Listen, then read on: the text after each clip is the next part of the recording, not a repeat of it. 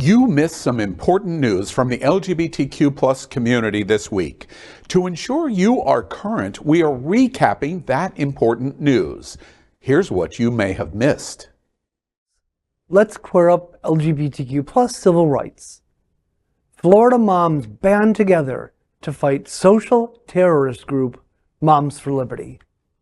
Jen Cousins remembers the exact moment she decided to stop Moms for Liberty when, during a school board meeting in Orange County last year, one Proud Boys member, Jacob Engels, read genderqueer completely out of context, creating chaos, which she had to witness with her 12-year-old non-binary child by her side. Jen knew that one member of the extremist parental rights group, Moms for Liberty, Alicia Farrant, gave that book to Jacob. After the book was banned in Orange County, Cousins joined with Stefana Farrell, a mom to 2 biracial children, to create the Florida Freedom to Read Project to combat the banning of books from Florida's libraries and the work of groups like Moms for Liberty, which has caused bans of hundreds of pro-LGBTQ+ books from school libraries. That's so metal! Tool's Maynard dresses in drag to spite DeSantis. Tool frontman Maynard James Keenan is fearless in making a bold statement on stage. And at the Welcome to Rockville Festival on Sunday night, May 21st, in Daytona Beach, the singer, who often dons elaborate costumes during his band sets, slipped into something that seemed aimed at making Florida governor and likely Republican presidential candidate Ron DeSantis feel uncomfortable. Keenan took the stage in a blonde wig, smeared red lipstick, and a body-hugging shirt that showed off his fake breasts. The outfit appeared to be a reaction to a controversial bill signed by DeSantis last week, one of which bars minors from attending drag shows, as well as measures that severely restrict discussion of personal pronouns in schools and banned gender-affirming care for minors. According to Keenan's recent interview on Steve-O's Wild Ride podcast, Keenan used to wear breasts in 1997 and was waiting for the right moment to bring them back to his stage performances. As noted in Consequence, the singer was technically in violation of the new law, as Welcome to Rockville was an all-ages festival. Keenan isn't the first artist to mount a public protest against the conservative laws. Husband and wife team Kevin Bacon and Kira Sedgwick danced to Taylor Swift's Karma last month, sporting "Drag is an art and drag is a right" t-shirts to protest the Tennessee anti-drag law. Well, first of all, we should all be grateful to Maynard James Keenan for giving his band the suggestively homoerotic name Tool. Second, and that's also important to know that singer-songwriter James McMurtry, who is the son of the late Lonesome Dove and Terms of Endearment novelist Larry McMurtry, who won an Oscar for co-writing the screenplay to Brokeback Mountain, he performed in a dress in Nashville a couple of weeks ago. And he said, quote, "Drag shows harm no one, and they often fill the clubs so the clubs can make rent and payroll and still be open for business when I need gigs," end quote. Hamburger Mary's files federal drag queen lawsuit against Florida and Governor Ron DeSantis. A popular Orlando restaurant that regularly features drag shows filed a federal lawsuit against the state of Florida and Governor Ron DeSantis yesterday, less than a week after he signed a bill that targets drag performances. The lawsuit, filed in Orlando federal court by the owner of Hamburger Mary's Orlando, claims the state is depriving the business of its First Amendment rights to free expression. The restaurant is asking the court to temporarily stop the law from taking effect while the case moves forward. Hamburger Mary's Bar and Grill has more than a dozen locations around the U.S., with the Orlando restaurant opening in 2008. According to the lawsuit, the restaurant had hosted family-friendly drag shows on Sundays, but the new Florida law is forcing them to ban children from all shows. This has led to a 20% drop in Sunday bookings. Proponents of the legislation have said the law is meant to keep children from viewing sexually explicit performances. Lawyers for the business argue the new law is so broad and vague that it could be applied to almost any performance that involves a man dressing up like a woman, even if the performance isn't sexual in nature. Italy's far-right leader clashes with Canada's Trudeau at G7 over LGBTQ+ rights. Italy's Giorgia Meloni and Canada's Justin Trudeau spoke at the 49th annual G7 summit, which ran from May 19th to May 21st, and saw leaders from the G7 member states, the US, Canada, France, Germany, Italy, and the UK and Japan, come together to coordinate global policy. Held in Hiroshima, Japan, it provided an opportunity for Trudeau to hold the Italian government to account for its anti-LGBTQ+ rhetoric and legislative direction. British Prime Minister Rishi Sunak was also urged to use the G7 summit to champion LGBTQ+ equality and advocate for same-sex marriage. Host country Japan is the only member of the G7 that currently does not recognize equal unions. At a bilateral meeting on May 18th, Trudeau told Meloni that Canada is concerned about Italy's position on LGBTQ+ rights. A summary of Trudeau and Meloni's meeting, provided by Canada's Prime Ministerial Office, states that the leaders exchanged views on the importance of protecting and defending human rights, including the rights of LGBTQ+ people, and Prime Minister Meloni responded by saying her government is following court decisions. However, before leaving Japan, Meloni spoke to reporters about Trudeau holding her to account on LGBTQ+ rights and accused him of being the victim of fake news. Meloni said that Trudeau was a bit rash in his comments. See RuPaul like you have never seen her before, in her bedroom, in her bathroom, and in her disco room. Architectural Digest, just in time for June Pride Month, gives us a glimpse into RuPaul unlike anything we have ever seen before. Haven't you ever wondered if RuPaul has a shoe closet? How about if she can host afternoon disco parties? Well, if the answer is yes to either of those questions, she has to have a beautiful Beverly Hills mansion to do it. And guess what? Now she does. And you finally get to see it. The decorator to homeowner match of Martin Lawrence Bullard and RuPaul Andre Charles seems to be a match made in heaven. RuPaul is a revolutionary performer and queen of drag. Bullard is a mainstay of AD 100 and is unapologetic and an unusual eye for beauty.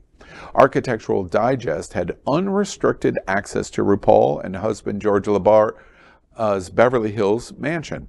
RuPaul then set out to decorate a castle fit for a queen.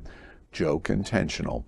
She said of her choice of her 3-decade friend Bullard, quote, "We've always loved Martin's aesthetic, so we trusted him.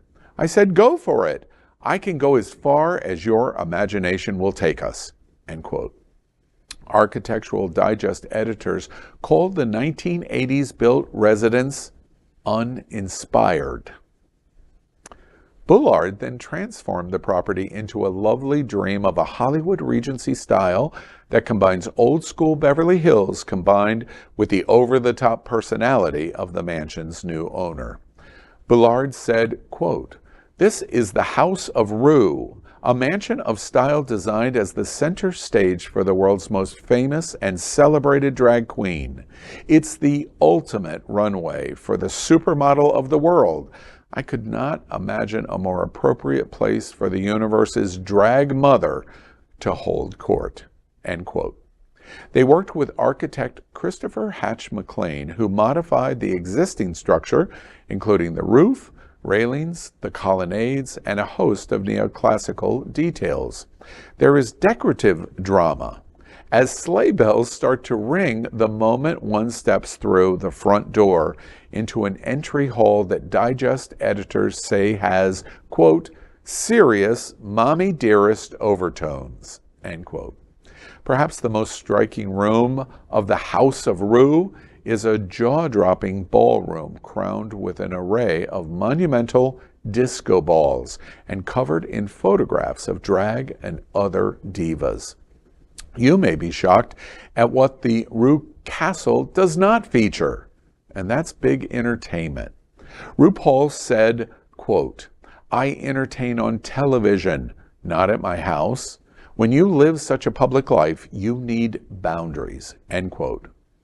We are going to show you Ru's comments touring the mansion for Architectural Digest. He insists by emphasizing his preference for intimate gatherings and small dance parties with close friends is his best choice. Of note to the rainbow color of fans in our LGBTQ plus community, and isn't that really all of us, that RuPaul's favorite color, orange, is used throughout the new decorative designs. The home is Beverly Hills, and of course, any discussion about a Beverly Hills home starts in the bedroom, and the bedroom is front and center here. Digest describes the clawfoot daybed sheathed in orange velvet, Joan Crawford worthy. We looked closely, and there was no wire hangers in any of the closets. Billard suggested that the chandelier with draped plaster is Dorothy Draper-esque. Quote, he said, quote, the bedroom is very glam, very romantic, but in a weird way, it still has some masculinity to it, end quote.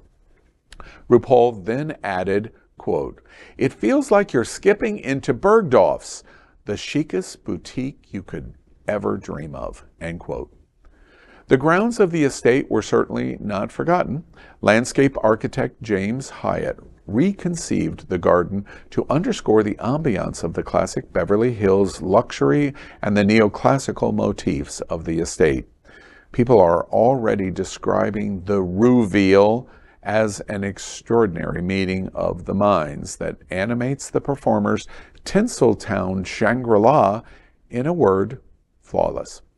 RuPaul said about the overall experience, quote, this house is a touchstone to remind me to inspire people to feel the magic that's seemingly so elusive these days. It's meant to be whimsical and fun.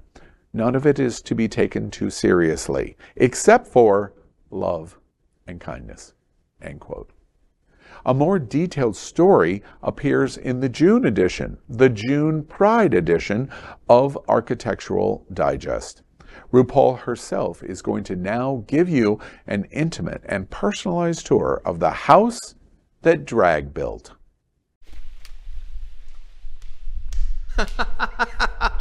Hello, AD. I'm RuPaul, and welcome to our crib.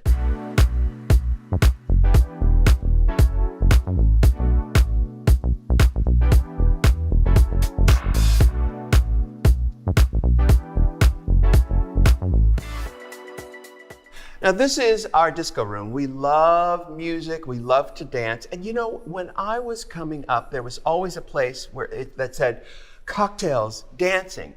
Doesn't happen anymore. So we decided we needed a disco in our house. And this is it. There are 26 disco balls up there. And at the end down there is Hollywood Regency Dorothy Draper inspired fireplace that is one of my favorite things. And of course on the walls we have many of my favorite disco artists, some who are not so disco, but they're all beautiful and inspire us to dance and move around. This table here can be moved at any time. It's on wheels. So the idea is to have people over for a little nosh and then move the table out of the way and then have a daytime disco right in this very room. I love, love, love this room.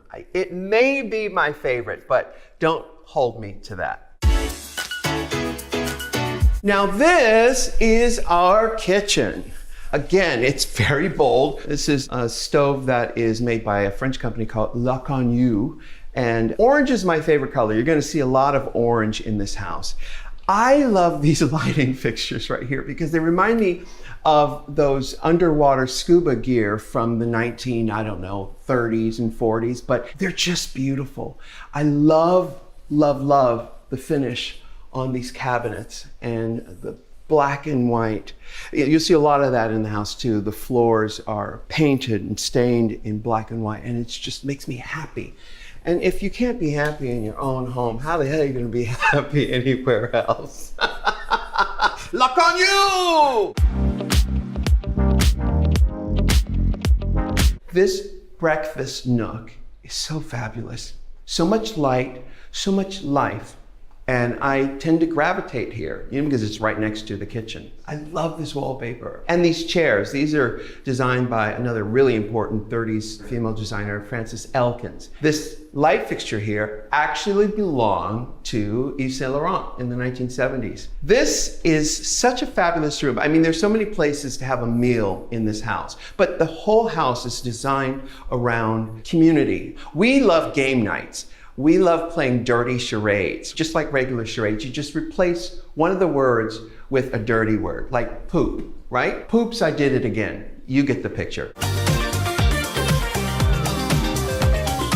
This is what we call our dining pavilion. Now, it was inspired by an Elizabeth Taylor film called Boom. A lot of people may not have seen that film, but she used a room similar to this as her card room. Boom was an adaptation of a Tennessee Williams play. I love the stripes. We live in Hollywood. We live in show business, so we're not afraid of texture and color and bold statements. This may not be for everybody, but it's perfect for us. In fact, okay, I'm gonna go on record. This may be my favorite room, but don't hold me to it because we're not finished with the tour. Welcome to my office. It's like living in my own personal Hermes box. There's lots of orange. This is where all my Emmy Awards are. And it reminds me of an office that Joan Collins would enjoy. When I was 34, I realized that orange was my favorite color because of the way it makes me feel. So I implore all of you out there watching to find what your favorite color is based on how you feel and live in it. And that's what I do in this office. Love it. Now this is my walk-in men's closet. We took 2 bedrooms and turned it into my closet, and I've got everything in here. It's kind of like a historical artifact. Every shopping trip I've ever gone on, even Little John's, are documented right here in this very room. It's very emotional for me to be in here. Because I went, oh, I remember I wore that on the episode where, or, oh, right, I bought that at this little boutique in France. It is one of my favorite places because I love color and I love clothes. So having this 2 bedrooms turned into 1 closet is just perfection. So much storage space, so many textures and colors. It just makes me happy. And listen, if you're going to be on this planet, why not be happy? Why not live in a place that makes you happy? And that's what this place does. Now, this piece in particular is special because it's a sewing box. And it was owned by the one and only Anne Margaret, which is pretty special. Now, this centerpiece, this island, is covered in black agatha, which is a Brazilian stone, and it's huge. 1 piece of black agatha. She sounds familiar. I think I know her.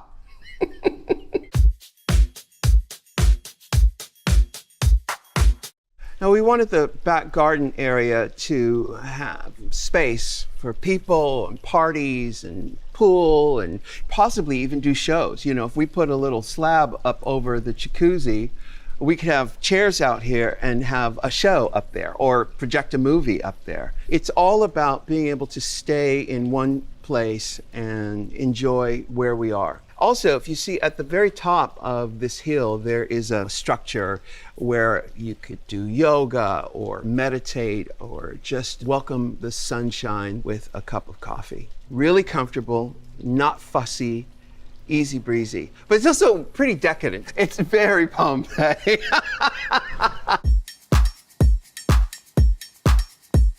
Now, this here is the office workspace. This is the heartbeat of my operation. I love just the mix between wild energy and then the classics. I love that juxtaposition. What better place to be creative and be inspired than a room filled with leopard print?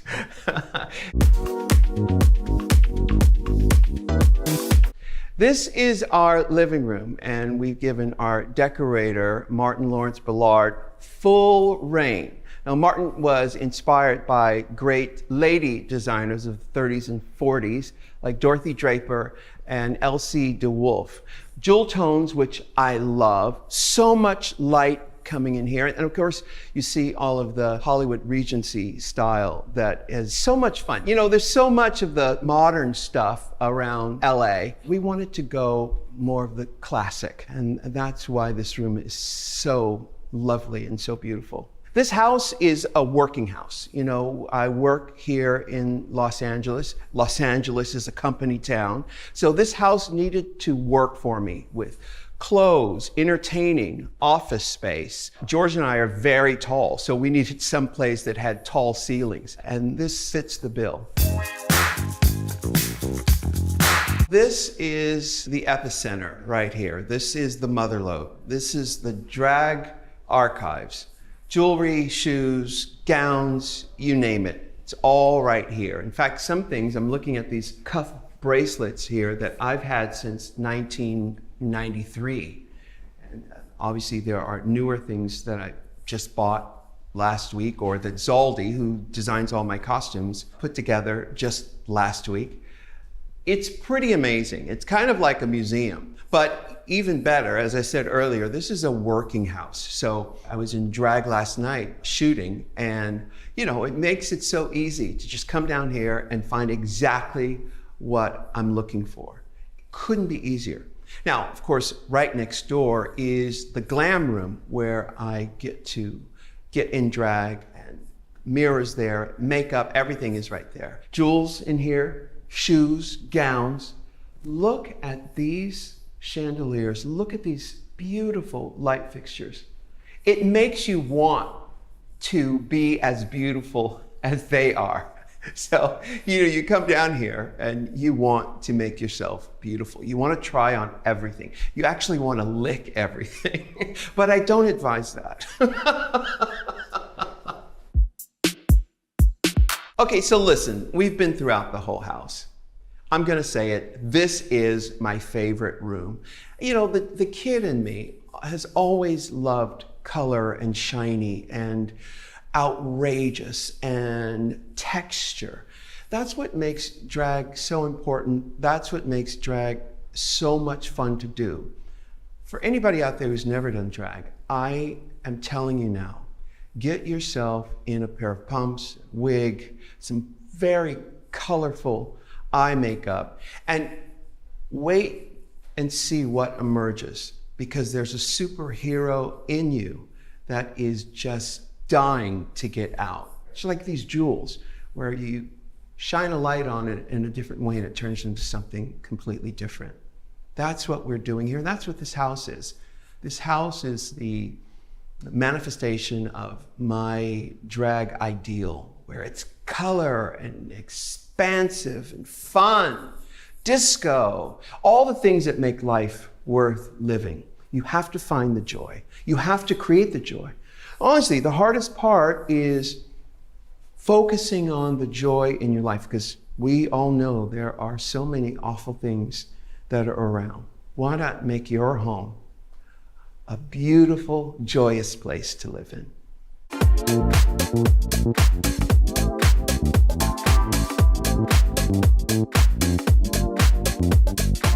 Well, thanks for stopping by. You're welcome anytime. Psych.